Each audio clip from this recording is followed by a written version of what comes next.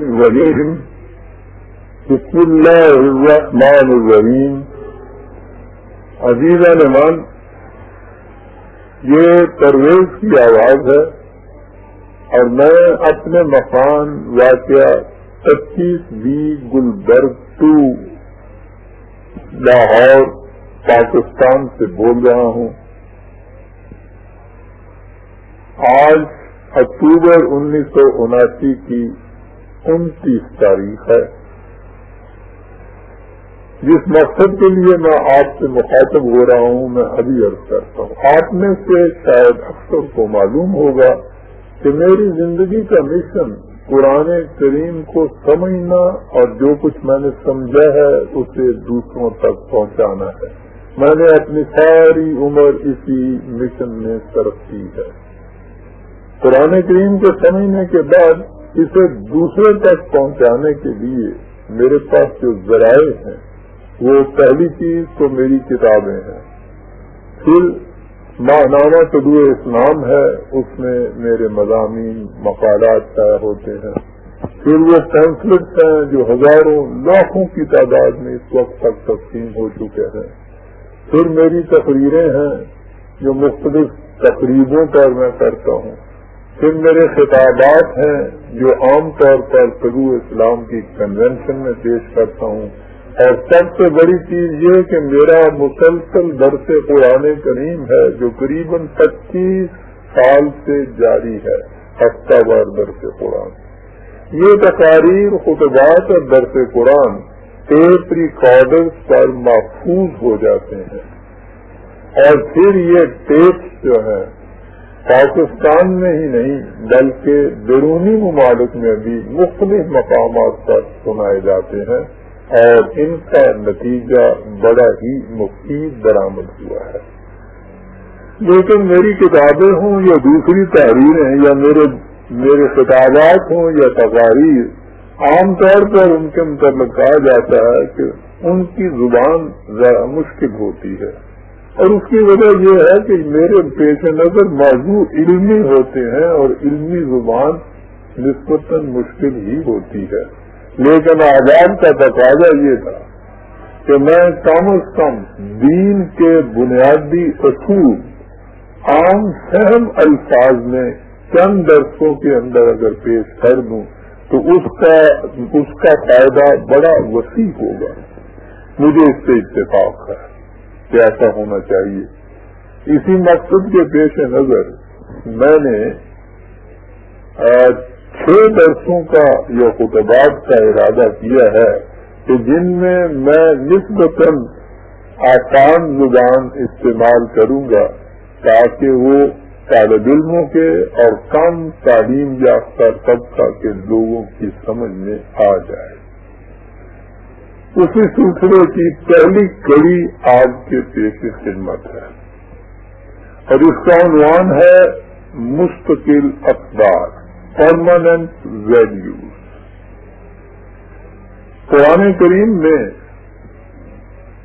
سورہ بقرہ کی آیت 41 میں کہا ہے اللہ تعالیٰ نے کہ أَتَسْتَبْدِلُونَ الَّذِي هُوَ أَدْنَىٰ بِالَّذِي هُوَ خَيْرٌ، کہ کیا تم اس چیز کو جو بہت گراں قیمت ہے اس چیز کے بدلے میں دے دینا چاہتے ہو جو انتہائی پست درجے کی ہے.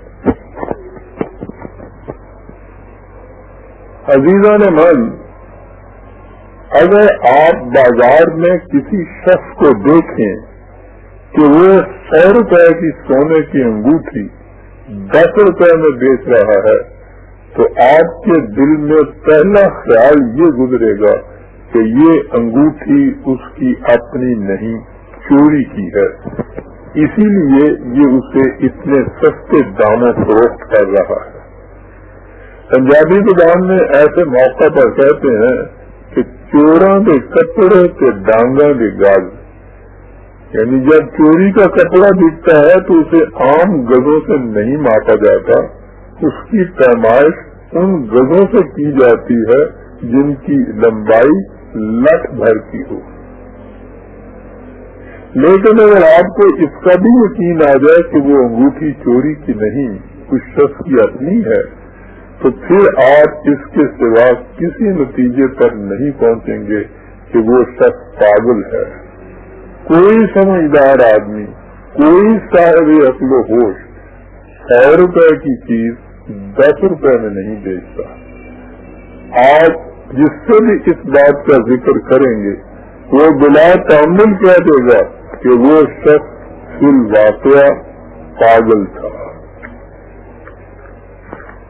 لیکن جو لوگ اس شخص کو پاگل کہتے ہیں انہوں نے کبھی اپنی حالت پر غور نہیں کیا اور سوچا نہیں کہ وہ خود صبح سے شام تک کتنی مرتبہ اس قسم کی پاگل پن کی حرکتیں کرتے رہتے ہیں.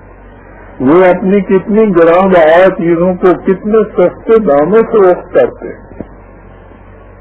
آج شاید حیران ہوں گے کہ وہ کون سے لوگ ہیں جو اس قسم کے پاگل پن کی حرکتیں کرتے ہیں. وہ کون سی بستیاں ہیں جن میں یہ لوگ رہتے ہیں. اگر آپ سے کہہ دیا جائے کہ وہ ہم میں سے ہی ہیں اور ہماری ہی بستیوں میں بستے ہیں تو شاید آپ اسے صحیح تسلیم کرنے پر آمادہ نہ ہوں. لیکن یہ بات ہے بالکل صحیح. اس میں کسی شک و شبہ کی گنجائش نہیں. سنیے کہ یہ کس طرح صحیح ہے. ہمارے ہاں ایک عام محاورہ ہے اور میرا خیال ہے کہ آپ میں سے شاید ہی کوئی ایسا ہو جس نے اس محاورہ کا کبھی نہ کبھی استعمال نہ کیا ہو یا کم از کم اسے سنا نہ ہو. وہ محاورہ یہ ہے کہ مال صدقہ جان، جان صدقہ آبرو. آپ سمجھو کہ اس کا مطلب کیا ہے. مطلب بالکل واضح ہے. مال و دولت اچھی چیز ہے. اس سے دنیا میں انسان کے بہت سے کام نکلتے ہیں. اس سے ضروریات پوری ہوتی ہیں. اس سے انسان کھانے پینے کی چیزیں خریدتا ہے. بیمار ہو تو علاج کراتا ہے. ڈاکٹر کی فیس دیتا ہے. دوائیاں خرید کر لاتا ہے. کپڑے بنواتا ہے. بچوں کو تعلیم دلواتا ہے. یہ سب کچھ پیسے کے زور پر ہوتا ہے. ہمارے ایک پرانے شاعر نذیر اکبر آبادی نے کہا ہے کہ پیسہ نہ ہو تو آدمی چرخے کی مال ہے. اس لیے دنیا میں پیسے کی بڑی قدر ہے. جو شخص پیسہ سنبھال کر رکھتا ہے اسے ہر شخص عقل مند کہتا ہے. جو پیسہ برباد کرتا ہے اسے بیوقوف کہا جاتا ہے. لیکن زندگی میں ایسے وقت بھی آ جاتے ہیں کہ جو شخص اس وقت پیسہ خرچ نہیں کرتا، اسے سنبھال کر رکھتا ہے، ساری دنیا اس کا مانت بیچتی ہے. مثلا ایک شخص کا بچہ بیمار ہے، اس کی حالت نازک ہو رہی ہے. اس شخص کے پاس بہت سا روپیہ جمع ہے، لیکن وہ اپنے بچے کے علاج پر کچھ خرچ نہیں کرتا. کبھی وہ اسے محلہ کے عطار کے پاس لے جاتا ہے کہ 2 پیسے کی شربت میں کام بن جائے.